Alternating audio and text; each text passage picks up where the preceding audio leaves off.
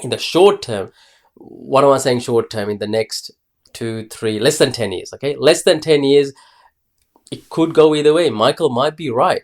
But in the long term, 10 plus years, I can't see it going any other way than what Cathie is talking about.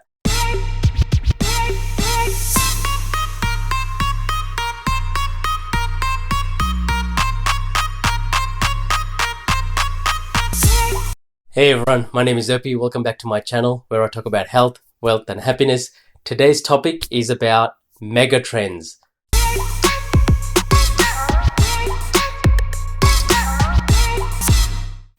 Alright guys, welcome back. So yeah, today's topic is about mega trends and I think you're gonna love this one.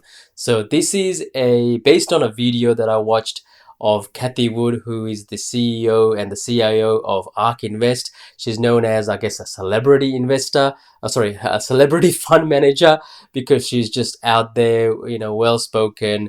She does great interviews and obviously she's very, very smart. And something that I watched a few weeks ago now, where she's been interviewed by two guys.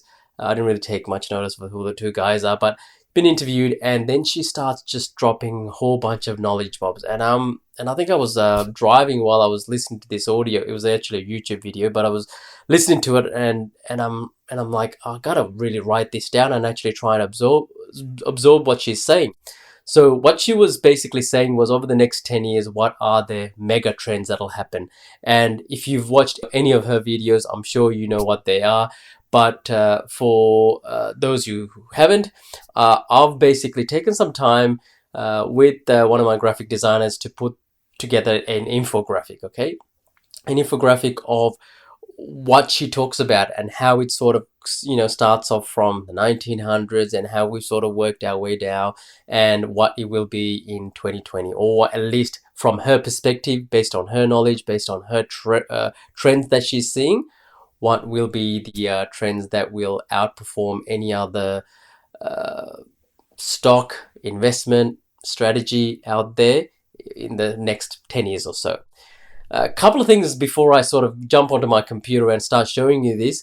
So, one thing that she kept mentioning was one of her mentors. I'm just going to put this out. This is sort of off topic, but she mentioned one of her mentors, which is Art Leffler, known from the Leffler curve.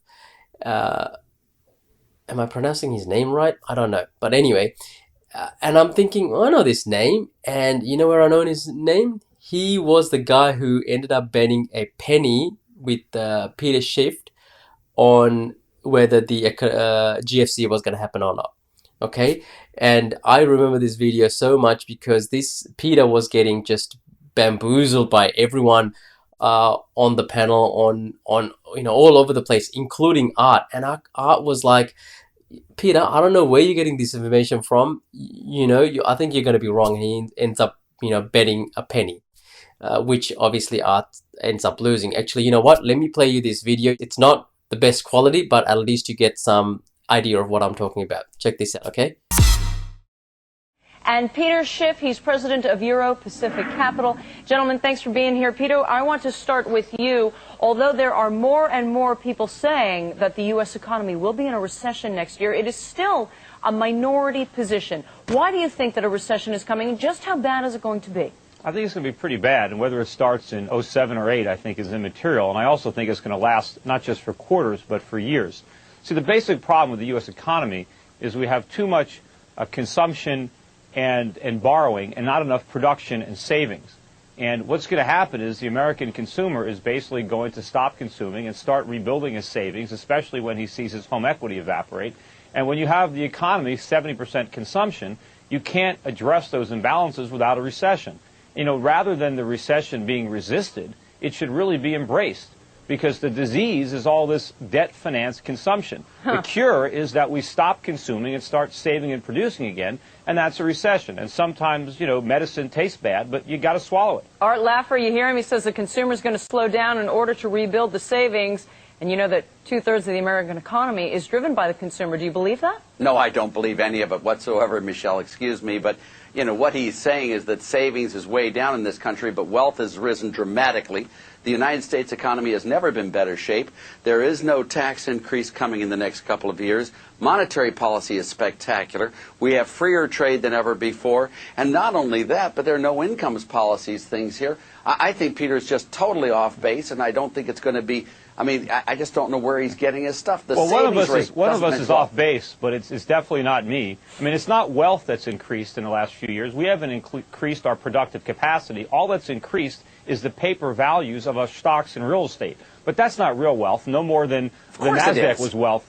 When you see the stock market come down and the real estate bubble burst, all that phony wealth is going to evaporate. And all that's going to be left is all the debt that we accumulated to foreigners. Peter, I'm going to take a bet with you on this one. I'll bet you a penny on this one that if you'll sign a letter saying that if you're wrong, you'll sign a letter that you were wrong to me in this, but you're just way off base. There is nothing out there that tells us we're going to have a nice slowdown, but it's not going to be a crash. All right, let me ask you this. I'll bet you a lot more than a penny.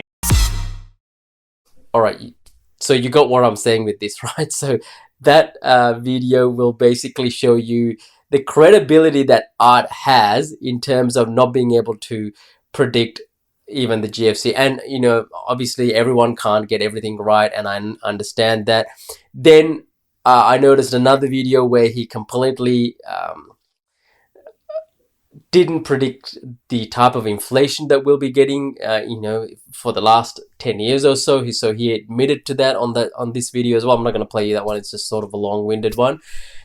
But I did some more research into this guy, and he seems fine. He seems like a legitimate free market economist that I would, you know, back, so to speak.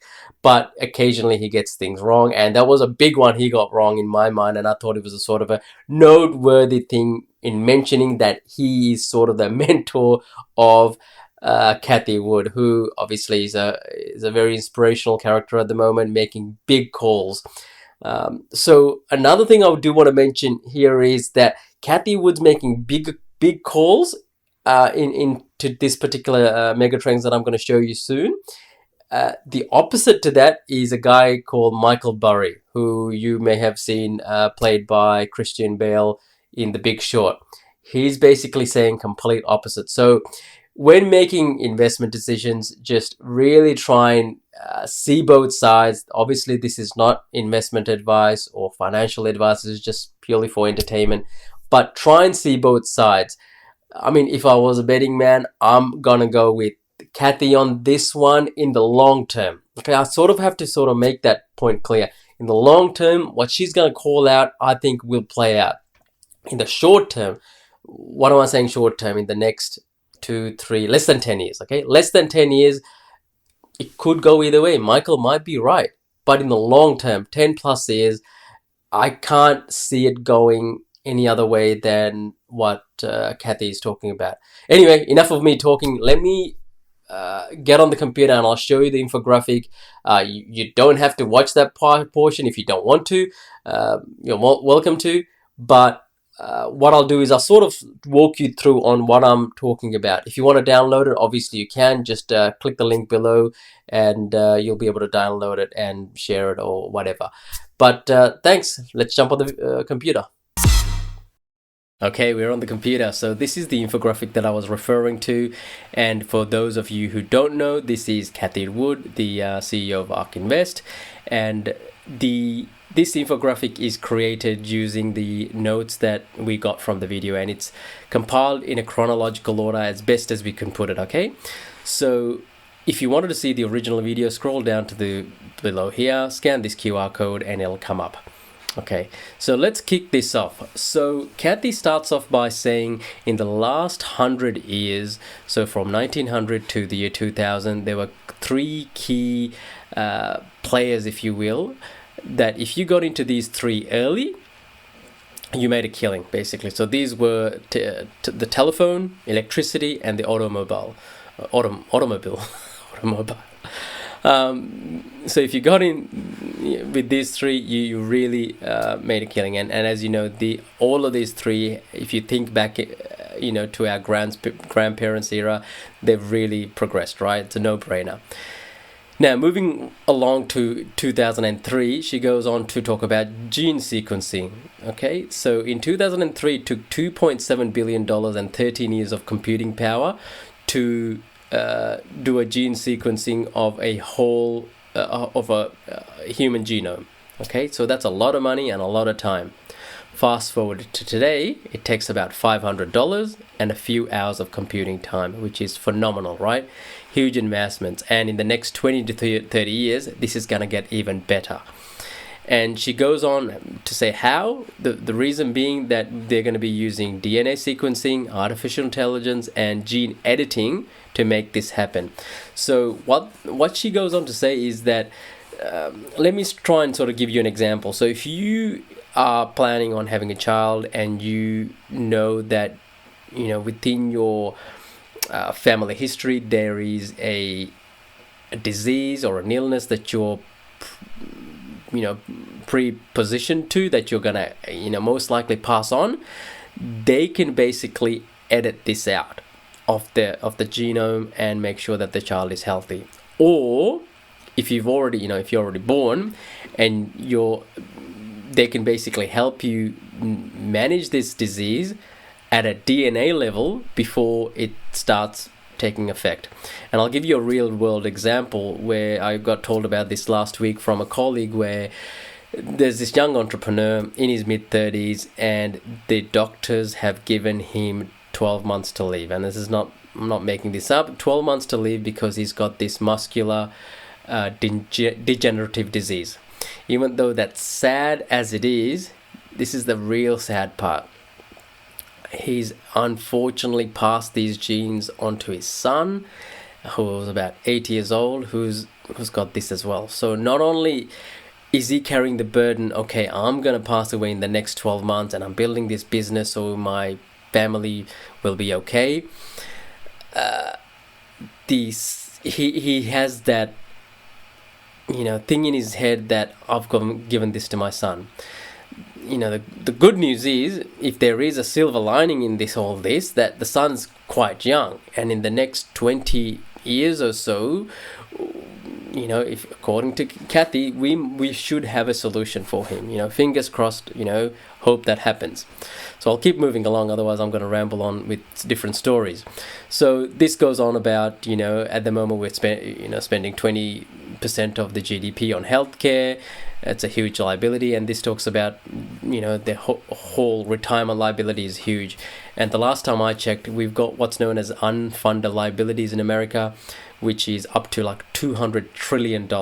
Okay, and what this is basically, this actually does include pensions as well as Medicare, and other medical expenses. And this is, it's probably going up now, but this is sort of an expense that has been put under the table. It never gets budgeted for at the federal level.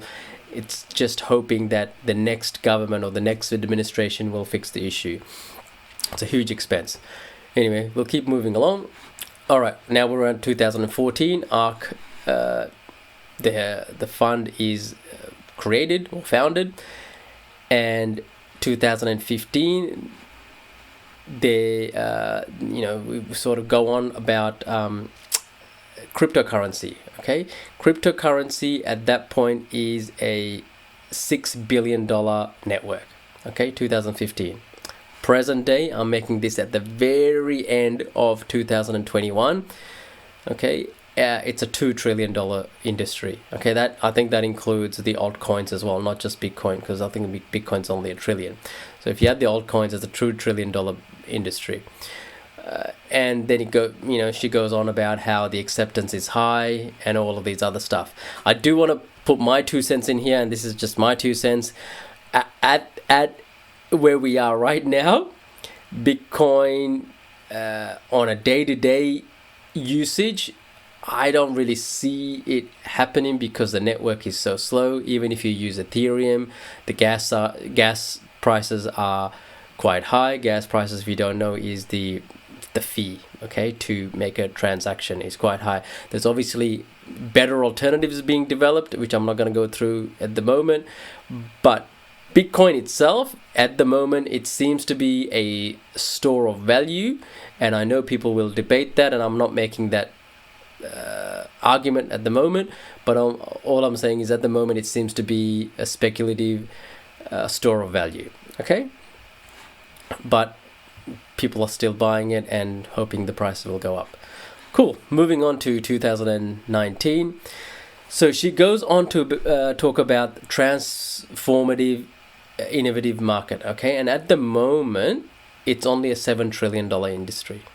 Okay, as of 2019, maybe going up a little bit now because we've hit 2022 in like very soon. In 10 years or so, it'll go up to a $220 trillion industry, which is a fold of 31, right? So that's a big jump. If you can wait this out another 10 years, give or take, it's going to be a huge industry. And how is this going to happen? She calls it the creative destruction, disruptive innovation. So there's 5 key things that she sees happening, which one is gene sequencing, which we've already talked about, robotics, which has been in play for for a long time. You might remember the Japanese robot that's quite famous. Energy storage. Okay, so as you know, in terms, if we're talking about solar energy and so forth, it's a huge one. And artificial intelligence, which get talked about quite a lot now, and blockchain technology, which we've already talked about as well. When these 3 combine, which is robotics, energy storage, and AI, we get autonomous taxi networks. And what that is at the moment, as of making this video, it's 0. There's 0 networks out there. Not that it can't be done. I think the technology is already here, but there's other things that needs to be perfected, such as, so obviously it needs to be perfected to the point that the fatality rates are 0, even though it's probably better than humans anyway. There's legislation that has to be passed and a whole lot of red tape that has to be done for this to come into fruition. And that'll take about a few more years, worst case 10 years, and that'll be a $10 trillion industry. So huge. So these 3 factors. And at the moment, Tesla is leading the way, and I'll talk about that later on.